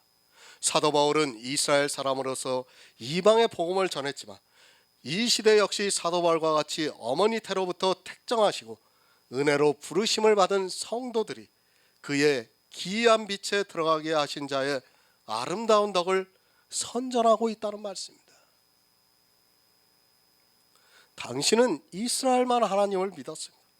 그리고 이스라엘 민족은 이방에 하나님을 전하지 않았습니다. 자기들만이 하나님의 백성으로 살아가는 것을 원했고 이방인들은 지혜가 없어서 하나님을 믿을 수 없다고 생각했습니다. 그것이 가장 걸림이 되었던 것이 율법의 문제였습니다. 사도 바울입니다. 이 시대 역시 복음을 전하는 성도가 있습니다. 역시 사도 바울과 같이 어머니 태로부터 택정하셔서 은혜로 부르심을 받은 성도들이 복음을 전하고 있다는 말씀입니다. 물론 이 말씀은 사도 바울의 개인의 말씀일 수도 있지만 우리 역시 이 시대도 사도 바울과 같이 복음을 전하는 성도들도 이렇게 전한다는 것을 말씀하고 있습니다. 성경입니다. 사람들은 성경을 너무 쉽게 보고 있습니다. 아니, 자기들이 문자를 보는 그리고 그 문자의 뜻을 아는 이 세상 지혜가 있는 것으로 보다 보니까 아주 쉽게 성경을 보고 있습니다. 그리고 너무 쉽게 성경을 전하고 있는 사람들이 있습니다. 어떻게 성경을 봅니까? 이 세상 지혜가 먼저 자기 안에 가득 차 있는 그것을 가지고 성경을 보고 있습니다. 그렇게 성경을 보는 사람들은 절대로 성경에서 진리를 깨달을 수 없습니다. 성경을 볼 때는 정말 성경을 봐야 돼요. 이것이 무슨 말씀인가를 알아야 됩니다. 내 생각을 먼저 지우라는 얘기예요. 성경에서 말씀하고 있는 그 말씀이 무슨 뜻인가를 알려고 노력해라는 말씀입니다. 먼저 자기가 다 생각하고 있습니다. 그리고 나서 성경을 보니까 어떻게 됩니까? 그 성경이 바로 보일 수가 없는 겁니다. 저는 지금도 성경을 볼 때 그럽니다. 정말 제 생각은 다 버립니다. 그리고 성경에 있는 단어 하나하나를 갖다가, 그리고 그 의미, 그 다음에 국어적인 문법, 그런 것을 보면서 정말 성경을 보고 있어요. 그러니까 성경이 해석이 되는 거예요. 물론 성령의 감동입니다. 그러나 이 시대는 너무 사람의 이성을 가지고 성경을 보고 있습니다. 내 이성은 다 버려야 합니다. 내가 알고 있는 이성은 버리고 성경을 봐야 됩니다. 저는 은혜라는 단어가 나와도 그것을 사전에서 찾아봐요. 그냥 보지 않습니다. 은혜라는 단어를 왜 모릅니까? 우리가 다 알고 있어요. 네? 그래도 사전을 한번 다시 찾아봅니다. 정말 그렇게 성경을 봐야 된다는 것을 여러분이 깨닫고 있어야 합니다. 지금은 미디어 시대입니다. 꼭 자기가 목회를 하지 않아도 인터넷이라든지 여러 매체를 통해서 복음을 전할 수 있습니다. 그러나 그렇게 전하는 그들이 사도 바울과 같이 어머니 태에 있을 때부터 택정하시고 은혜로 부르셨다는 것을 믿지 않고 있습니다. 내가 먼저 복음을 전하려면 반드시 하나님께서 나를 어떻게 택정하시고 또 어떻게 부르셨는가를 알아야 합니다. 말로만 해서는 안 됩니다. 말로는 누구든지 다 할 수 있습니다. 성경을 언어적으로 보면 그런 말은 다 할 수 있습니다. 말로만 하는 것이 아니라 정말 내 마음에서 믿어지는 역사가 있어야 합니다. 내 어머니 태로부터 택정하시고 은혜로 부르셨다는 것이 믿어지는 역사가 있어야 합니다. 그러나 모르고 있습니다. 어떻게 택정하신 것도 모르고 있고 은혜도 모르고 있습니다. 그저 자기 입으로 은혜라는 말을 하면 은혜인 줄 알고 있습니다. 그것이 아니라 반드시 구원에 대해서 은혜가 임해야 합니다. 구원을 받는 것이 어떻게 받았는가 하면 행위로 말미암지 않고 은혜로 받았다는 것을 알아야 하고 실제 그것이 자기의 행함으로 보여야 한다는 말씀입니다. 은혜를 말합니다. 그런 그가 율법을 지키고 있습니다. 율법을 지키고 있는 그가 은혜에 대해서 말할 수 있다고 생각합니까? 율법의 한 모양이라도 지키고 있다면 그는 은혜를 거절하고 있는 사람입니다. 그가 아무리 진심으로, 아니 모든 사람이 느낄 수 있을 정도로 은혜를 이야기한다 해도 율법을 지키고 있다면 그는 은혜와는 아무 상관이 없는 사람입니다. 이런 사람들이 복음을 전한다고 말을 하고 있습니다.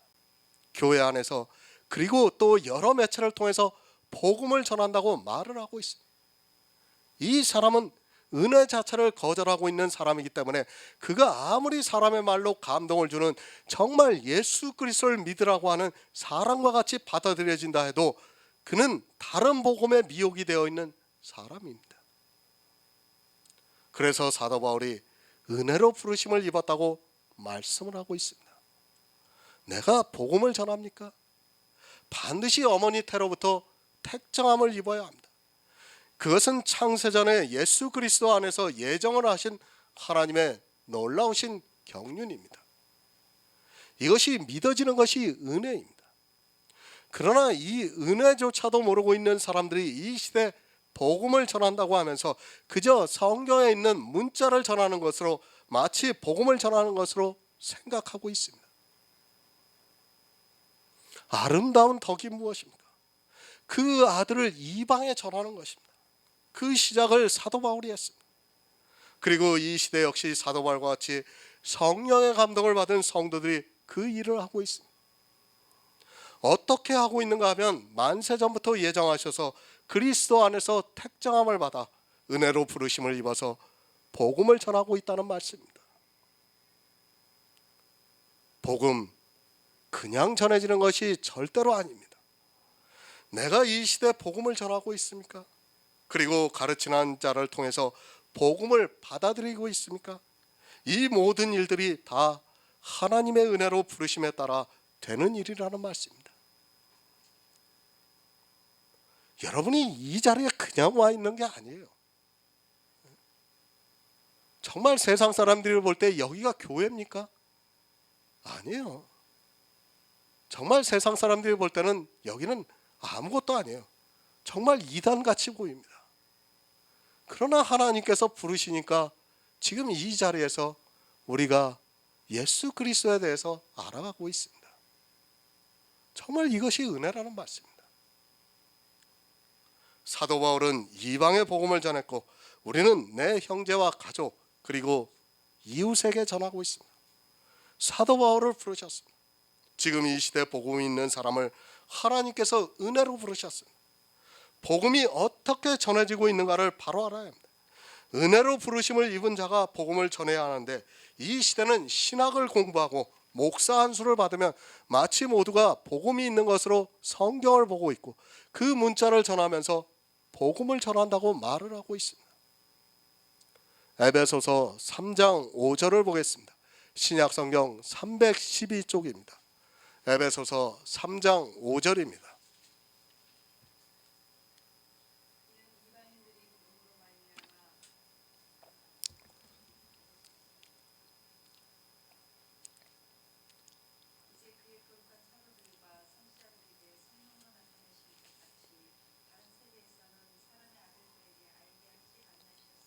아멘.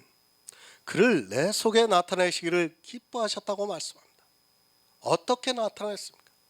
사람들은 성령에 대해서 너무 오해하고 있습니다. 그리고 성경에서 복음을 하는 것에 대해서 샤머니즘적인 사상을 가지고 있는 것을 볼 수 있어요. 어느 사람들은 자기가 성령을 받았다고 하면서 어느 말씀을 보면 그냥 깨달아진다고 합니다. 그리고 어떻게 합니까? 성경을 펴놓고 그 자리에서 설교를 합니다.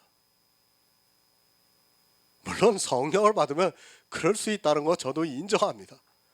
그러나 그렇게 전하는 사람들 치고 바른 복음을 전하는 사람이 없습니다. 버리시기 바랍니다. 그런 샤머니즘적인 사고는 다 버려야 합니다.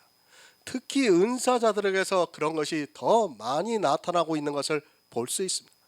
정말 자기가 다 알지도 못하면서 마치 성경을 보면 다 깨달아지는 것 같이 이야기를 하고 있는 사람들을 보면 안타깝습니다. 그리고 어느 한 가지를 아는 것으로 마치 전부를 아는 것으로 생각하고 있습니다. 성도는 샤머니즘적인 것을 버려야 합니다. 그 아들을 우리에게 어떻게 나타내시고 있는가를 바로 알아야 합니다. 내가 정말 복음을 알고 있고 성령의 감동을 받고 있는가를 알 수 있습니다. 그리고 분명히 사도 바울이 그 아들을 내 속에 나타내시기를 기뻐하실 때라고 말씀을 하고 있습니다. 다른 것 아닙니다. 반드시 그 아들입니다. 예수 그리스도를 사도 바울 속에 나타내셨다고 말씀을 하고 있습니다. 그래서 사도 바울은 그리스도의 복음에 대해서 말씀을 하고 있고 교회 안에 다른 복음을 가지고 있는 자들이 나와서 미혹을 하고 있다고 말씀을 하고 있습니다. 그 아들을 내 속에 나타내시기를 기뻐하시지 않으면 다른 복음이 됩니다. 성경은 그 아들을 기록한 말씀입니다. 예수님께서 너희가 성경에서 영생을 얻는 줄 알고 상고하거니와 이 성경이 내게 대해서 기록했다고 말씀을 하셨습니다. 그래서 이스라엘이 이 성경을 보았지만 그들에게서는 예수 그리스도가 나타나지 않았습니다. 왜 나타나지 않았는가 하면 성경을 사람의 이성으로 보았기 때문입니다. 그 대표적인 것이 무엇입니까? 바로 성막입니다. 주님께서 성전을 보시고 성전된 자기 육체를 가르쳐 말씀을 하셨습니다. 이스라엘이 이 성전에서 제사를 드렸습니다. 그러나 주님께서는 이 성전이 자기 육체라고 말씀을 하고 있습니다. 그러면 이 성전에 있는 모든 기구 하나하나가 다 예수 그리스도를 나타내고 있고 그것을 알아야 그 사람만이 예수 그리스도가 나타난다고 할 수 있습니다. 지금 이 시대를 보시기 바랍니다. 성막론에 대해서 무수한 책들이 있습니다. 그러나 거기서 예수 그리스도의 육체를 정확하게 나타내고 있는 사람은 없습니다. 자기들의 말로는 성막은 주님의 육체라고 하면서도 나타나지가 않습니다. 물두멍, 등대, 분향단, 언약궤, 속죄소 등은 거의 모든 성막론의 책을 볼 때 예수 그리스도가 나타나지 않고 있습니다. 내가 번제단을 통해서 예수 그리스도가 나타났습니다. 그리고 성막문을 통해서 예수 그리스도가 나타났습니까? 그것으로 예수 그리스도가 나타났다고 하지 마시기 바랍니다. 성막 전체에서 예수 그리스도가 나타나지 않고 있다면 그는 복음을 전해서는 절대로 안 되는 사람이라는 것을 알고 있어야 합니다. 성경의 문자입니다. 그것은 아무 의미가 없습니다. 성막에 있는 모든 기구에서 예수 그리스도가 나타나지 않고 있다면 그는 아무것도 모르는 사람입니다. 아니, 모든 것을 다 안다 해도 속죄소 하나에서 예수 그리스도가 나타나지 않고 있다면 복음이 없는 사람이라는 말씀입니다. 어떻게 됩니까?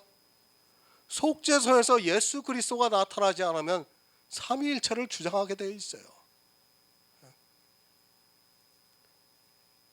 그렇게 갈 수밖에 없는 겁니다. 그들이 왜 삼위일체를 주장하는가 하면 속죄소에서 예수 그리스도가 나타나지 않았기 때문에 삼위일체를 주장하는 거예요. 사도 바울이 그를 내 속에 나타나시기를 기뻐하시기까지라고 말씀을 왜 했는가를 잘 이해를 해야 합니다. 성령이 오십니다. 성령이 오시지 않고는 도무지 깨달을 수 없습니다. 성령이 오셔서 내 안에서 예수 그리스도가 우리 속에 나타나야 합니다. 그 말씀은 성령의 감동으로 모든 진리 가운데로 인도함을 받는다는 말씀입니다. 그것을 거룩한 선지자들과 사도들을 통해서 나타내셨습니다. 나타내셔서 기록한 것이 성경이라는 말씀입니다. 그런 그들이 율법을 보고 성막론에서도 안 나타납니다. 그런 그들이 율법을 보고 어떻게 나타날 수 있습니까? 성경에 기록되어 있는 모든 율법에서 예수 그리스도가 우리 속에 나타나야 한다는 말씀입니다. 그런 성도만이 복음을 전할 수 있다는 말씀입니다. 하지만 이 시대는 율법은 고사하고 주님께서 내 육체라고 말씀하신 성막에서도 예수 그리스도가 나타나지 않습니다. 사도 바울이 신약 성경을 어떻게 썼다고 생각합니까? 물론 하나님의 감동으로 썼습니다. 그러나 그 기초가 어디라는 걸 알아야 합니다.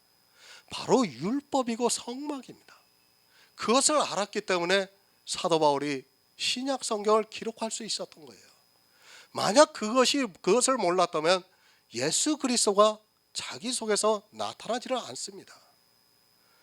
그러니까 율법과 성막을 통해서 예수 그리스도가 자기 속에 나타났기 때문에 사도 바울이 이 많은 성경들을 다 기록할 수 있었던 것입니다. 성령을 바로 하시기 바랍니다. 그리고 반드시 진리의 성령이 우리에게 오셔야 합니다. 그렇게 성령이 오셔서 예수 그리스도가 우리 속에 나타나시게 되면 구원을 받고 그것을 하나님께서 기뻐하신다는 말씀입니다.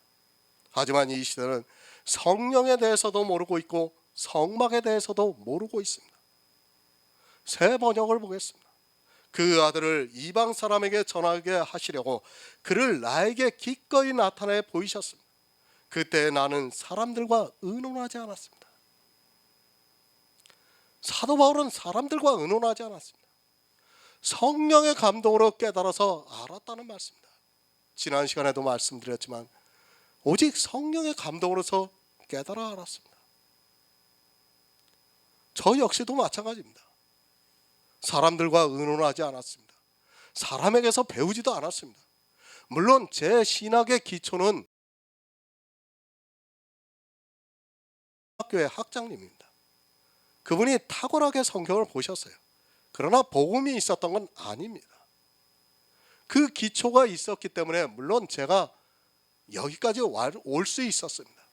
그러나 그것 모두가 하나님께서 역사하시고 성령이 지금 우리 가운데 오셨기 때문에 이렇게 전할 수 있는 겁니다. 그렇지 않습니까? 제가 만약 제가 서울총회 신학을 나왔습니다. 그러면 서울총회 신학 사람들이 저하고 똑같은 복음을 전해야 되는데 전혀 그렇지는 않아요. 자기들은 복음 전한다고 합니다. 자기들은 정말 다른 신학교에 다르게, 정말 다른 신학교 출신들하고 다르게 복음을 전한다고 강하게 이야기를 합니다. 그러나 절대로 아닙니다. 복음을 전하지 않고 있습니다. 마태복음 16장 17절을 보겠습니다. 신약성경 27쪽입니다. 마태복음 16장 17절입니다.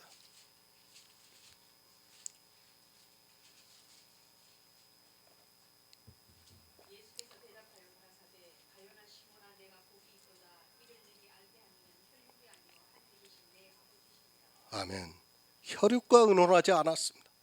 사도 바울이 자기 혈육과 의논하지 않았다고 말씀하고 있습니다. 그러니까 사도 바울이 알고 있는 혈육이 누구입니까? 이스라엘의 바리새인들입니다. 하나님께서 그 속에 예수 그리스도를 나타내시기까지 기뻐하셨는데 사도 바울이 예수 그리스도를 믿으면서 자기 혈육과 의논하지 않았다고 말씀하고 있습니다. 물론 진짜 혈육일 수 있습니다. 그러나 이 말씀은 이제까지 사도 바울이 알고 있는 바리새인의 사상이었습니다. 그것과 의논하지 않았다는 말씀. 그러니까 그 사상과 타협하지 않았다는 말씀. 오직 성령의 감동으로 성경 안에서 예수 그리스도를 알아갔다는 말씀입니다. 예수 그리스도를 믿습니까? 이것은 이 세상 이성으로는 불가능합니다.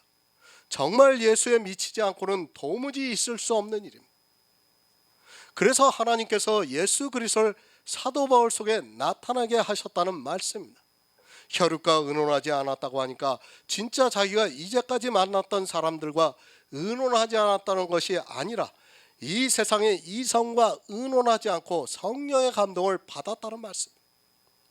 그것을 주님께서 말씀하고 있습니다. 주님께서 제자들에게 묻고 있습니다. 내가 누군가를 묻고 있습니다. 그러자 베드로가 주는 그리스도지요 살아계신 하나님의 아들이라고 말을 하고 있습니다. 그 말을 듣고 주님께서 바요나 시몬아 내가 복이 있도다 이를 내게 알게 한 이는 혈육이 아니요 하늘에 계신 내 아버지시라고 말씀을 하고 있습니다.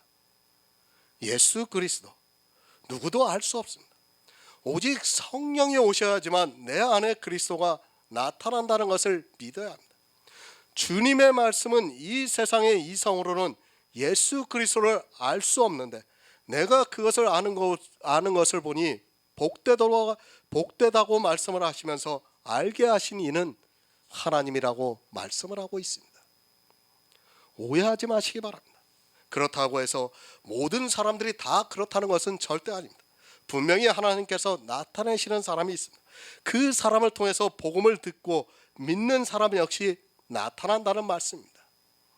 이런 말씀을 보고 자기가 성경을 조금 아는 것으로 마치 성령의 감동을 받는 것으로 생각하고 하나님의 역사를 하고 있다고 생각하지 마시기 바랍니다. 갈라디아서 1장 17절을 보겠습니다. 신약성경 302쪽입니다. 또 나보다 먼저 사도된 자들을 만나려고 예루살렘으로 가지 아니하고 오직 아라비아로 갔다가 다시 다메섹으로 돌아갔다. 아멘. 새 번역을 보겠습니다. 또 나보다 먼저 사도가 된 사람들을 만나려고 예루살렘으로 올라가지도 않았습니다. 나는 곧바로 아라비아로 갔다가 다마스쿠스로 되돌아갔습니다. 오해하지 마시기 바랍니다. 이런 말씀을 보고 지금도 사도 바울과 같이 그렇게 역사를 하는 줄로 알고 있는 사람들이 있습니다. 물론 전혀 없다는 것은 절대로 아닙니다. 하지만 사도 바울이 왜 이 말씀을 하고 있는가를 바로 알아야 합니다. 그리고 지금 사도 바울 속에 예수 그리스도가 나타나는 일은 초대교회라는 것을 아시기 바랍니다. 주님이 오셨습니다. 그리고 주님께서 십자가를 지시고 부활하신 후에 하늘에 올라가셨습니다. 아직 신약 성경이 기록이 안 되었던 때입니다. 성경이 완전히 기록되기도 전에 분명히 선지자나 사도들에게 하나님께서 성경을 기록하게 하시고 있습니다. 아직 초대교회입니다. 사실 사도들이 복음을 안다고 해도 이제 성령이 임한 그때입니다. 사도 바울을 통해서 이방의 복음을 전하기 위해서 하나님께서는 특별히 그에게 감동을 해주셨습니다. 그렇기 때문에 그가 신약 성경에서 많은 부분을 기록할 수 있었습니다. 왜 이 말씀을 하고 있는가 하면 갈라디아에 있는 교회에 다른 복음이 들어왔고 자칭 사도라 하는 자들이 나타났습니다. 사도 바울이 그것을 말씀하고 있습니다. 내가 어떻게 사도가 되었고 어떻게 복음을 알아서 그리스도가 내 속에 나타났는가를 말씀하고 있습니다. 아까도 말씀드렸지만 정말 구약에서 율법과 성막을 보면서 예수 그리스도가 나타나야 돼요. 구약의 모든 말씀을 보면서 나타나야 돼요. 사도 바울은 그것이 나타났기 때문에 이방의 복음을 전할 수 있었고 신약 성경을 기록할 수 있었습니다. 아라비아로 갔습니다. 거기서 무엇을 했는가 하면 바로 구약 성경을 보면서 성경을 알아갔다는 거예요. 예수 그리스도를 알아갔다는 말씀. 이제까지 유대교에 있었던 사도 바울은 그 구약 성경에 있던 말씀들을 보면서 어떻게 했습니까? 흠없는 율법의 의를 가졌습니다. 그러나 예수 그리스도의 복음을 알고 나니까 어떻게 됐습니까? 구약 성경에서 성막과 율법을 보면서 그리고 모든 말씀을 보면서 예수 그리스도가 자기 안에서 나타났다는 말씀입니다. 성경을 보았습니다. 사도 바울은 이미 문자적으로 아는 성경은 능통했던 사람입니다. 그렇기 때문에 그에게 성령을 보내주시자 그가 아라비아로 가서 그 문자적으로 알고 있는 성경에서 예수 그리스도가 나타났다는 말씀을 하고 있습니다. 아무나 그런 것이 아닙니다. 이미 사도 바울은 성경에 대해서 해박한 지식을 가지고 있었던 사람이었습니다. 그는 바리새인입니다. 율법의 의로는 흠이 없는 사람입니다. 그렇다면 그가 성경을 얼마나 많이 알고 있었는가를 쉽게 알 수 있습니다. 그런 사람이었기 때문에 성령이 오시자 이제 성경에서 예수 그리스도를 알아가는 시간이 필요했고 그것을 말씀하고 있습니다. 샤머니즘에 빠지지 마시기 바랍니다. 사도 바울은 구약에 대해서 너무 잘 알고 있었습니다. 그런데 성령이 오셔서 감동을 하니까 그 구약 성경에서 예수 그리스도를 발견하기 위해서 이 모든 성경이 예수에 대해서 기록한 말씀이라는 것을 자기 속에 나타내기 위해서 그런 시간을 가졌을 것이 분명합니다. 먼저 사도된 자들을 만나지도 않아도 될 정도로 성경에 대해서 잘 알고 있었고 성령의 감동으로 그것이 자기 속에 나타나는 것을 하나님께서 기뻐하셨다고 말씀을 하고 있습니다. 성경을 먼저 아시기 바랍니다. 그리고 난 후에 성령의 감동을 받아야 합니다. 예수 그리스도를 사도 바울 안에 나타내시기를 하나님께서 기뻐하시고 있습니다. 사도 바울과 같이 복음을 전하는 사람은 반드시 자기 속에 예수 그리스도가 나타나야 합니다. 그런 성도만이 다른 복음을 전하지 않을 수 있고 오직 예수 그리스도의 복음을 전할 수 있습니다.